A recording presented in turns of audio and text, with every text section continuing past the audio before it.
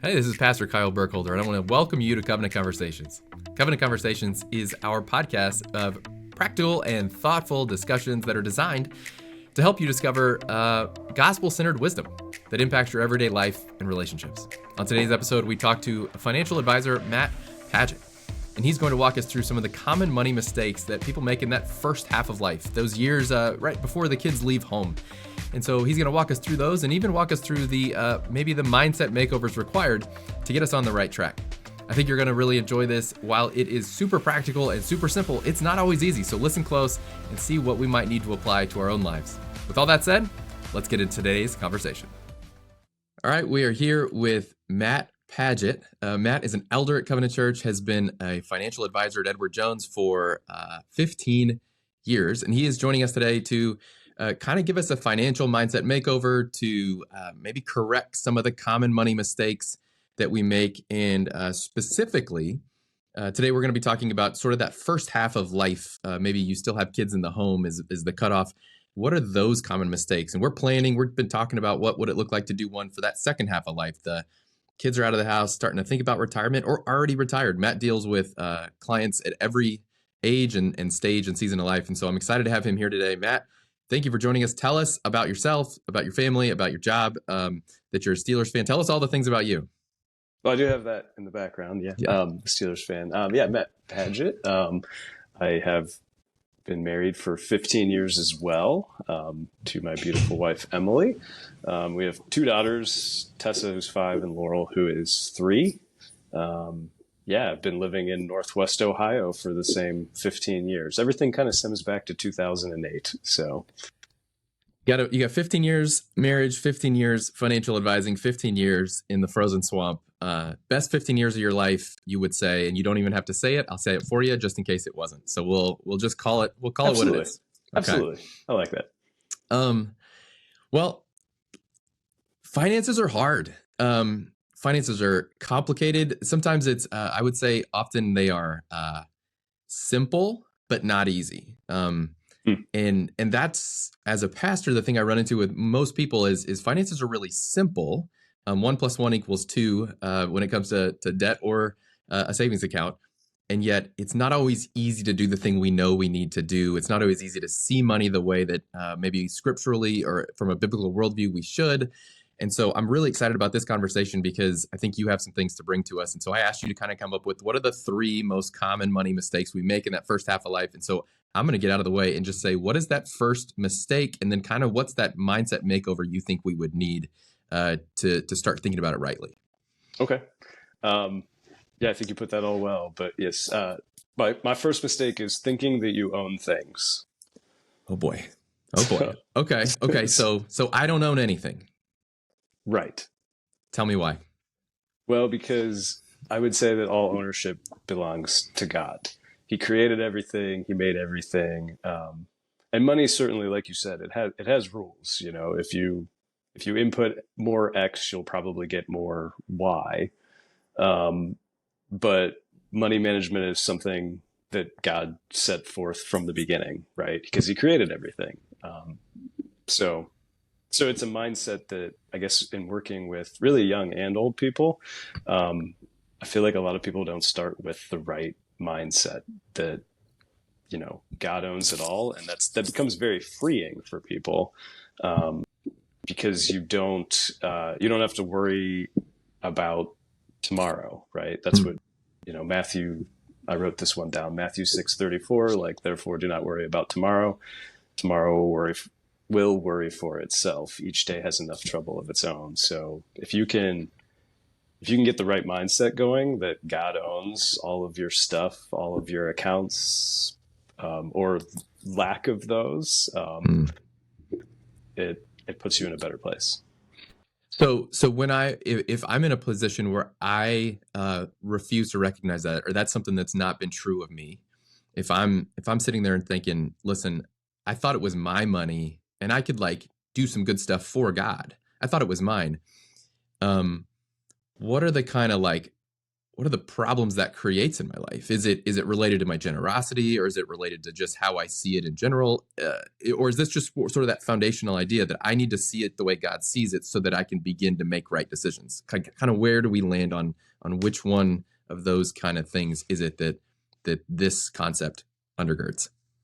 Yeah, I think it helps if you see it that second way that you mentioned, where if it's truly God's, then you're gonna want to manage it the way He asks you to manage it, and then it eliminates the striving and stress that sort of can come with money, because money, it's a thing that touches everybody's lives, whether you want it to or not. Like if you have to live somewhere, so you have to pay for your house, you have to drive to go to work, you have to put food on the table. So those are all really good things, but if God is center stage, then those things will fall into place.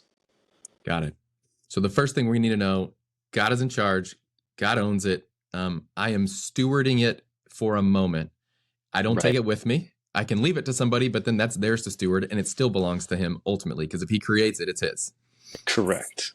Okay. So I'm going to call that our foundation. We're sitting on the foundation that it's God's money. My job is to do well with what he's given me. So then if that's true, then what's the next mistake that is common for us? Okay, so I'm speaking specifically to like maybe that younger crowd. And so I always say, get back to zero before you build your wealth. And people kind of look at me funny and go, get back to zero. What are you talking about? And so our culture has created levels of debt that have never been seen before in history. And the Bible says, hey, the rich rule over the poor and the borrower is slave to the lender. So that's usually my first encouragement. I've actually sent people away from doing business with me because they have business to do first with the other like institutions that they are dealing with. So you can't be a good steward of God's wealth if you're a slave to man's institutions. And you're talking about debt really clearly, right? Very clearly talking about debt. Yeah. Is there some debt that's worse than other debt? Do you see all debt the same? How do you think about debt? I would say yes, there is some debt that's worse than other debt. I mean, I do kind of view it all as the same. You want to aggressively get back to zero.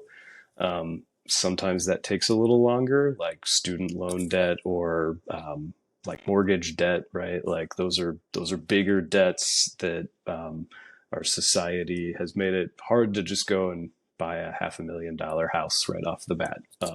And so, but I think if you're prudent, you're trying to get rid of that sooner rather than later in your life. Whereas other debts, I usually refer to it as appreciating assets and depreciating assets, right? Like there's things that you could make money on, and there's things that they just are costing you twice as much. You buy a new TV and finance it. Well, hey, it's not $1,000 TV. It's a $2,000 TV. So it's sending you backwards. You have things working against you versus things working for you. That's a great concept, is the appreciating versus depreciating. So a house, if you can get a house early you're in your early 20s and you buy a house, you're paying whatever the percentage rate you got at that point in time. And yet real estate typically over the long run will appreciate if you keep it up. And that becomes, if there's such thing as good debt, I'm not going to make you say that there is because you would not say that. But if there's such thing as better debt, unsecured credit card debt on the McDonald's drive-through, the television, the new pair of shoes, none of those things are appreciating. And so as you pay them off, you're paying off nothing at the end of the day. You have nothing left to show for what you're paying. Whereas the house, you do have now equity in a house and you can turn around and do something. So would you say if somebody's going, I want to start building wealth, kingdom minded, God centered, I want to start kind of saving and creating a way for myself. Are you sending people away if they have just a mortgage? Are you sending people away to go get to zero if they have credit card debt and all the other things that come with that? The latter, yes. Yeah. Where it's hey, you are barely you have the right, hey, they might have that right mindset. They got number one, right? Like Right. I want to build wealth because I want to help other people. I want to use God's money wisely. But if you are so enslaved to making payments, then you have no ability to really give freely. And so, like, yeah, I always say, don't think of life in payments. Think of life in terms of ownership.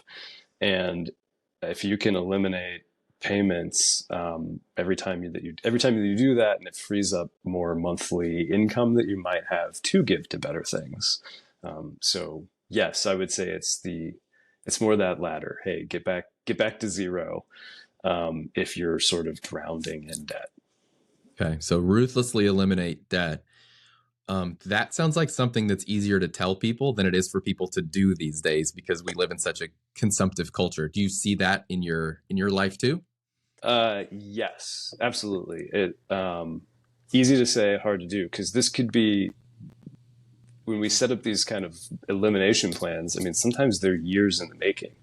It's like, look, I'm excited that you're 22 and want to be saving for your retirement, but you need to postpone that until 27, 5 years until like all of this debt could be eliminated based on just your earnings power.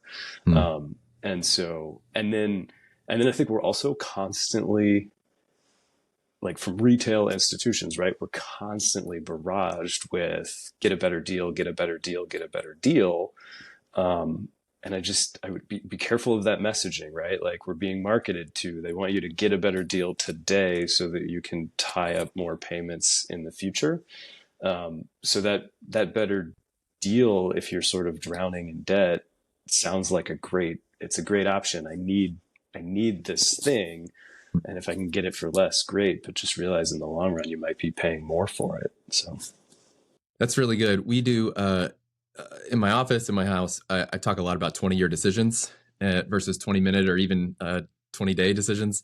yeah, When it comes to disciplining children, when it comes to marriage choices, when it comes to finances, what does it look like to make a 20-year decision? And so that's super helpful. So whether I'm 22 or 35, um, even the 20-month decision may be like, we're going to need a new car. And you would say, yeah, but the 20-year decision says, how cheaply can you get a reliable car so that you can eliminate that debt as fast as possible so that you can start building for the 20 years down the road when you're really going to be needing that free capital to be earning for you, compounding interest, all the things that come with money down the road. absolutely. But that's a hard thing in our society. So we're a quick fix, instant gratification society. And so putting a 20-year decision down on everything. And if we're in debt, you're suggesting the mindset makeover is if I'm in debt and I want lunch. So the other day I was out and I was thinking of driving through for lunch. And I said, you know what? I don't need it. I'll be fine. I'll eat in a little while. I chose not to drive through, partially because when you drive through these days, I remember, I mean, how can we sound old for a minute? Remember when it was like $5 to get a meal of something? And now it's like $12 to drive through and have fast food. Yeah, But I forewent it thinking that's just too much. It's dumb. I'm not going to do it. And so you're suggesting if I'm in debt, that I should think of every drive-through opportunity, every Starbucks run, every new pair of shoes. If I can just go, will I be glad I did this in 20 years? Or would I be happier if this $5 or $12 paid off a little bit more debt today? correct. Yeah, Yeah. because it's the opposite of, I talk to people about, hey, if it's working against you at 7 or 10%, well, if you didn't have that debt, then you could have something working for you at 7 to 10%. And so that's again back to that, like, hey, get to zero, then you can actually start building wealth. And I find this at really any income level. Mm. Maybe that's the other part, that like people sometimes go, if I only earn more, like, I'd be able to do other things. And I'm not going to suggest that that's not true. Like, is it easier to pay off things when you earn more? Absolutely. But I see people that make a very good income and yet save a whole lot less than people that make less. because they just don't have, again, that right mindset that, like you're talking, hey, I want to be forward thinking, Right. all the stuff that we have, it's just going to break down at some point. And so, yeah, anyway.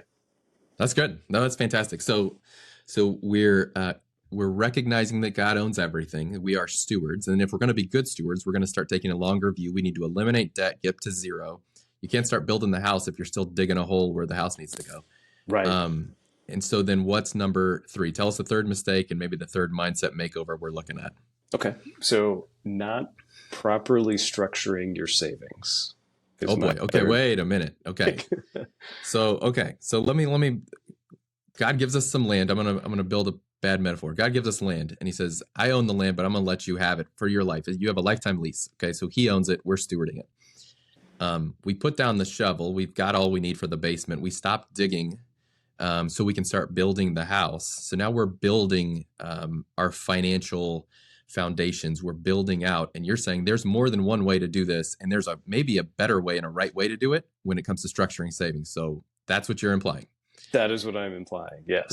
Let's unpack that, because I think a lot of people would say, I put it in the savings account or I stick it in my 401k and I set it and forget it. And I guess in 50 years, I'll be okay. So give us some nuance into what you're thinking.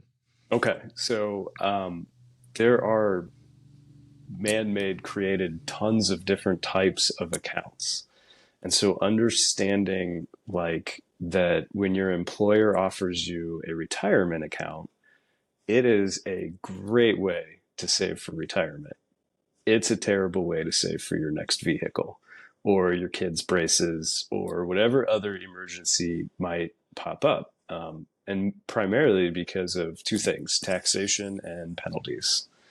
So I've seen that a lot where people they'll, again, maybe they almost have mindset 1 and 2 done pretty well, but then they're plowing all of their money into vehicles that are not designed for what their goals are. Got it. So investment vehicles. Correct. Right. Yes. Okay. So so you might say, let's say I'm 35, to be 35 again. Let's say I'm 35 and I know that I have children that are going to need braces, that are going to break limbs, that are going to be in sports or whatever. And I know it's going to cost me money. And yet I'm so focused on that 20-year vision that I'm putting all of my money into my IRA, my 401k. And then the braces come up and all of a sudden I look in my actual liquid savings account in my normal bank account and it's got $93 in it. But I'm like, yeah, but I'm saving for the 20 years. You told me to save for 20 years from now. Right. And now I'm hosed. And so it sounds like, tell me if I'm wrong, it sounds like the result of this mismanagement, if we can call it that, is now I got to go into debt for my daily things instead of using long-term cash to make sure I never get into debt. And now I've started, instead of building the house, now I'm digging again in my various life seasons. Is that what you see? Yes, that's definitely what I see. As people are like, they think they're doing everything right, and maybe by a wealth building standpoint they are, but by a good maintenance standpoint, they don't have any petty cash, as a business would call it, or they're planning for one thing, as opposed to with money you have to plan for multiple things. You have to plan for things that you don't yet see. And you just go, hey, this is, as my grandma would have said, save for the rainy day will come. And so those are where you want to have an emergency fund. Got it. And because people don't, when you don't have an emergency fund and all 4 tires blow on the car and you're like, oh, I need $1,000 right now. Well, the quickest way that our culture does that is, well, we'll just put it on the credit card and we'll figure out a way to pay it off later. Mm-hmm. Whereas if you are sort of planning for those contingencies in the right types of accounts. So there's to me, there's 3 types of accounts. There's taxed now accounts, and they grow tax free. There's taxed later accounts. So, hey, I'm putting money in and when I pull it out, I'll be taxed. And then there's like these taxed as you go accounts. And the taxed as you go accounts, I would say, would be your checking, your savings, like a brokerage account. They're in our industry even considered, we call them taxable accounts because they're just taxed as they go. So you make money, you pay the tax, but it's available money for some of these things that would happen. Yeah. So let me use a personal example. See if this is what you're thinking. Okay.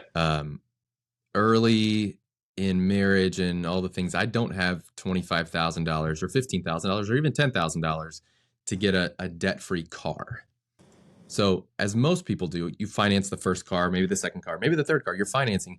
The goal, though, is that eventually I'm going to pay off my car.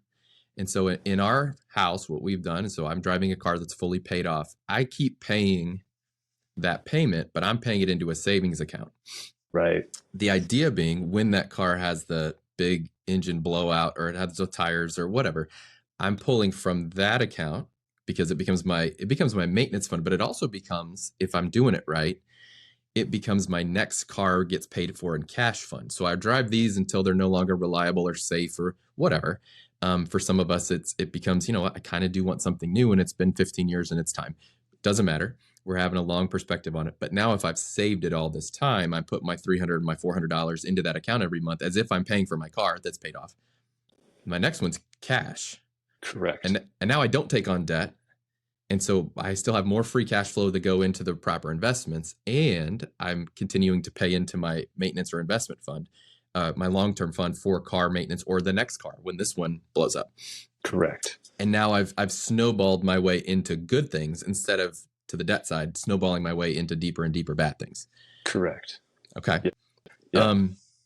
Where would I go wrong with that? Is it mostly because I get too excited too soon? Like I haven't built it up. And so I go, but I do need a new car. So let me just get, like, how do I mess that up? So discipline is maybe the hardest part of finances. Right. Where do you see most people who even have the best intentions fall off that track? I think maybe this is an answer to that of I like the buckets, where you're sort of saying, hey, this is money is set aside for a specific thing. And I think there's some psychology in financial that when I personally have an account that it's like, this is what we spend on like daily living. And I called the account daily living. So when we go to the grocery store, that's what we spend. When we buy gas, that's where we spend from. And so when I set the money aside for the car, I'm not seeing that as money that I could be spending today, because it's not until I have that car repair, like you said, or I need a new car. It's just money that's off to the side. And so creating barriers between you and your money, I think is a good thing, because what will happen is they'll end up with, maybe things are going really well and you end up with too much in sort of your savings account, and not really knowing, what am I doing with this? So that's a good problem to have, but that can be another downside, that you're not sort of earmarking money for future purchases or future goals. Right. And then there's a way with you. So let's say we're getting good with our savings, and we have some savings set aside for car maintenance or the various things that we know come up. My braces savings, whatever. Mm-hmm. And now to your point, I have too much in my savings. So whether it's with a financial advisor like you, whether it's someone using E-Trade and just being real safe with index funds or whatever, we can get into that another time. But so for me, I have my self-directed E-Trade fund that's largely really safe index funds, which means they just track the larger market, for anybody who is like, what is he talking about? And on a year-to-year basis, there's no guarantee that goes up. Actually, there's never a guarantee it goes up. But right. If that's long-term savings that I want to keep access to, I don't put it in retirement because there's penalties to taking it out. I put it in there and it remains liquid. It's taxable, like you would say, right? Sure. But it remains liquid in the sense that should some major catastrophe befall my family, I can always pull it back out. And right. Hopefully over the last 5, 10, whatever years, it's earned 7 to 10%, like you said earlier. And we have more than we would have had, but it's still available to me. So is that maybe one of those last savings concepts you're talking about, whereas where you keep your money and have access to it matters? Yeah. And so maybe think short, medium, long. Yeah. Short term is, I personally am replacing the windows on my house here soon. So I'm like, as soon as the contractor shows up, well, guess what? I got to write the check. So you're like, that is, I know that's going to get spent. But then there's those things that I have a 3 and a 5-year-old, like, I don't know about their braces, and are they going to need braces? And so yes, that would be more that maybe medium term bucket that you're like, hey, 10 years from now, I might need this. Whereas the retirement accounts, and you might invest that medium term money as risky as you would your long term money, because you're like, I don't really have a goal for it, so like, let's take some risk. But then it's the make sure that you know the type of account and what your access to it is. So that's good. So if I have 3 buckets, maybe this is the place to leave this aspect. Is you're saying make sure your short-term bucket is full before you start into that medium-term bucket. And if that medium-term bucket is full, then let's look at the long-term bucket. And so let's start a cascading effect of fill the nearest term need. Sure. And even before we get into buckets, maybe there's a bucket with a hole in it we call debt. And so you would say maybe pre-bucket is debt, and then short-term, medium-term, long-term. And if we can get that right, with the understanding that all of this is God's and we're doing it for his honor, for his glory, we're doing it so that we can be generous when needs come up, whether they're needs within our home or needs from the kingdom that we should respond to. We have the ability to do it. Is that a generous summary of what we're saying here? I would say so. Yeah. Okay. I think you've summarized it well. Well, I do what I can. I'm here for you. Okay. Well, let's say the average under 40. Let's say the average under 40 person walks into your office and they go, hey, I just got a minute here, but what's one bit of advice, just to give you the last word? What's one bit of advice, or what's one thing you wish everybody knew or understood about their finances to just help them get to the better side of this? So I would say have a plan, because money is a marathon and not a race. Remember that God owns everything and you can rest in him, but then at the same time, seek out his principles, because as of yet, I've not found a man-made financial principle, one of those X leads to Y rules, that was not also already found in the Bible. Mm-hmm.